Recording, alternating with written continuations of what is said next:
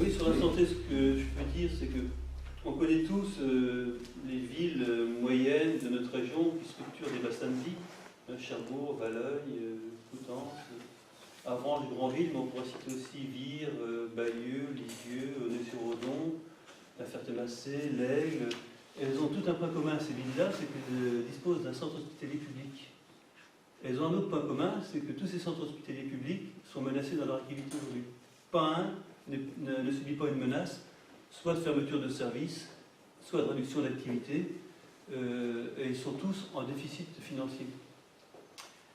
Et des bassins de vie sans outils publics de santé, ça ne s'appelle plus des bassins de vie. Nous, ce qu'on demande aujourd'hui, c'est qu'il y ait un moratoire sur les fermetures de services, de façon à ce qu'on puisse réfléchir à l'organisation des professions de santé sur nos territoires, autour des établissements publics qui sont les pivots des systèmes de soins.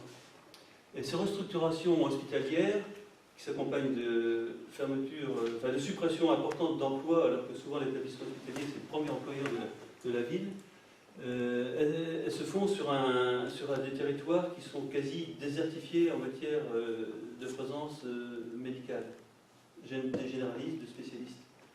On est donc dans une situation qui est très difficile dans beaucoup de bassins de vie pour l'accès aux soins. Et ça met, notamment par la fermeture des services d'accueil d'urgence, mais Cherbourg c'est la maternité niveau 3, Valeuil c'est des urgences, Coutances c'est la médecine d'orientation cardiologique, c'est aussi les lignes de SMUR, Falaise c'est la maternité qui vient de fermer, je pourrais citer pour chaque ville des services comme ça qui ferment. C'est des difficultés d'accès aux soins et c'est ce qu'on appelle des pertes de chance. C'est-à-dire que pour faire des économies dans le champ de la santé, on est prêt à faire en sorte que des gens aient moins de chances de survivre s'ils font un accident grave ou d'être bien soignés que dans les endroits où il y a des équipements.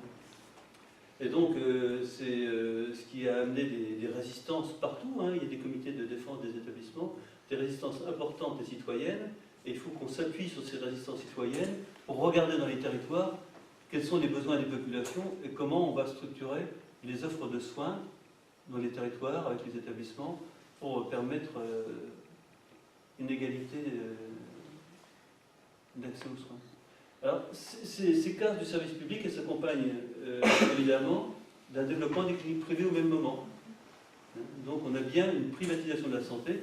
Alors, développement des cliniques à Cherbourg, c'est 650 m², mais partout, on va même transférer des services d'urgence dans les cliniques, de façon à ce que la distribution des patients après soit orientée à partir de ces services publics d'urgence dans le privé, pour que ce qui est lucratif aille dans le privé, et ce qui est moins lucratif, je suis désolé d'arriver à évoquer ça comme ça, mais aille au public. Donc, privatisation, qui s'accompagne aussi du développement des dépassements d'honoraires, qui s'ajoute déjà au reste à charge qui est important. Et quand j'évoque cette difficulté d'accès aux soins pour des raisons financières, j'évoquais tout de suite la difficulté d'accès aux soins pour des raisons de distance et d'éloignement des structures d'accueil. On voit bien que ça devient de plus en plus et que le renoncement aux soins se développe. Alors, je ne vais pas en dire plus, mais aujourd'hui, on est véritablement à un moment où il faut dire stop et on va regarder les choses pour voir comment on peut faire. Alors, on a des propositions.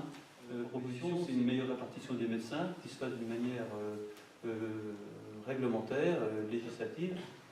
C'est une augmentation de l'accès aux études, avec la fin du numerus clausus, mais aussi la fin des quotas aux écoles paramédicales.